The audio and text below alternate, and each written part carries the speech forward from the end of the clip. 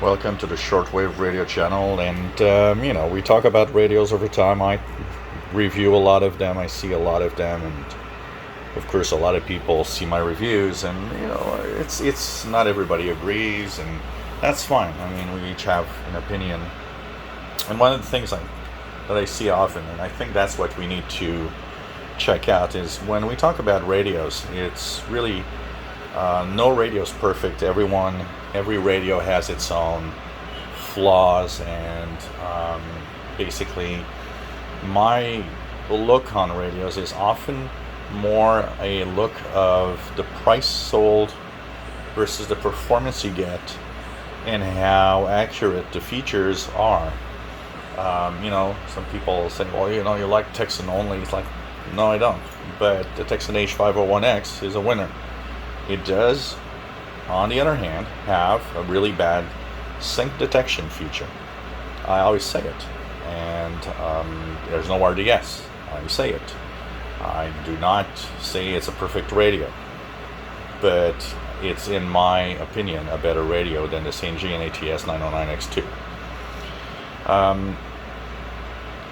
So people, one of the questions that is often posted is, so you hate the radio? I don't hate the radio. The 909X2 is beautiful, and it essentially does the job you want it to do, listening to shortwave and tuning around single sideband.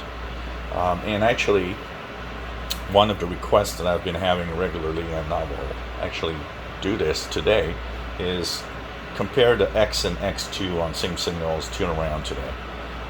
We're going to revisit these two radios.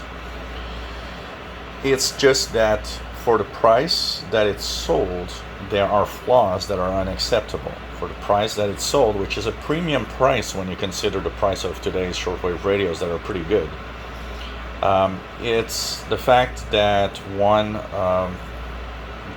for the first problem is it's off frequency, which is unacceptable. It would have been okay if, like the Texan receivers, there was a way to calibrate, and that would have been nice, and that would immediately remove the complaint, because you would be able to tune precisely the frequencies you're listening to.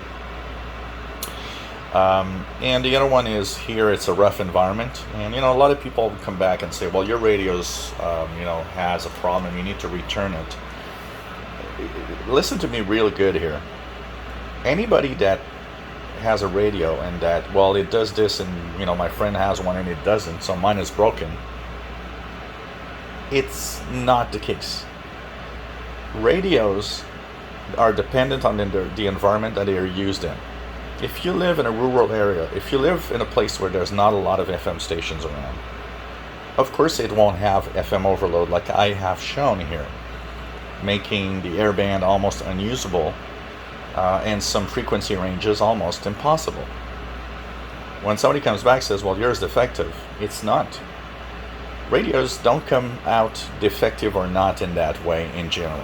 There's a minimum of quality control that makes sure that the radio and those radios come out of the manufacturing plant pretty much all the same. You just got to understand that it will differ in performance depending on what it has to deal with around it. Here it has to deal with amazingly strong FM stations. Now you might say, well, it's the case because you're in a special environment. Well, special environment or not, it's not all the radios that do that. My Texans do not have FM breakthrough on shortwave. Telling me, well, this should not. So, it's a question of environment, but it's a question that it should still be able to cope with this and work well. Another question I get is, so you never use it? Yeah, I use it from time to time. It's a beautiful radio, and if you listen to broadcasts and on the frequency ranges I know it works well without FM breakthrough, I'll often take it out and tune around the ham bands. It's a fun radio to play with, and if you have one, you still have something that works very well and is sensitive enough. One of the problems I have a little bit with the Sangeans also, since they've moved to DSP, because that does not exhibit that problem when you are on the original one.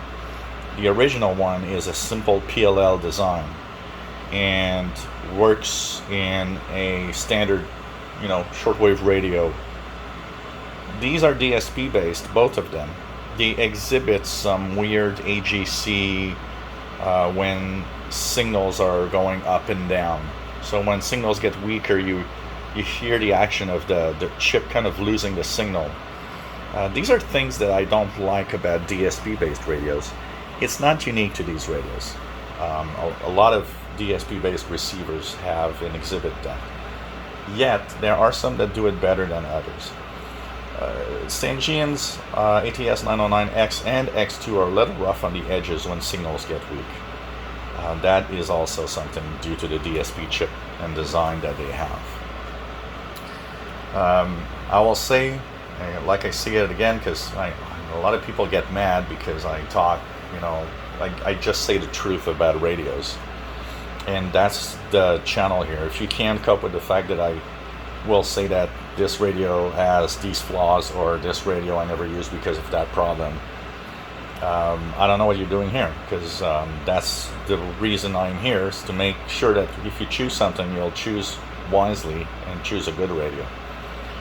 If you do choose it, you're not choosing a bad radio. I say it often. It works very well, and it has these flaws that you have to know about. That's why I talk about them. One thing for sure, it's not in my, top 10 radios. It's not the one that I will bring with me if I want to have, or listen to utilities and ham radio stuff.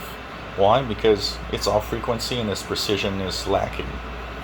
I'll bring something that has much more precision, and I know that it's right, like the PL990X or the H501X.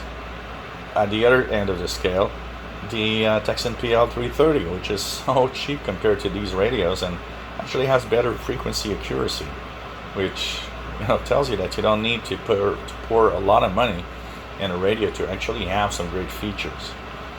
But overall, they're still good radios, and if you have one, and I know a lot of you have purchased one, a lot of people purchase on the brands because it's a Sangean. I don't want to have a Texan. I don't want to have. It's fine. We all have opinions like that.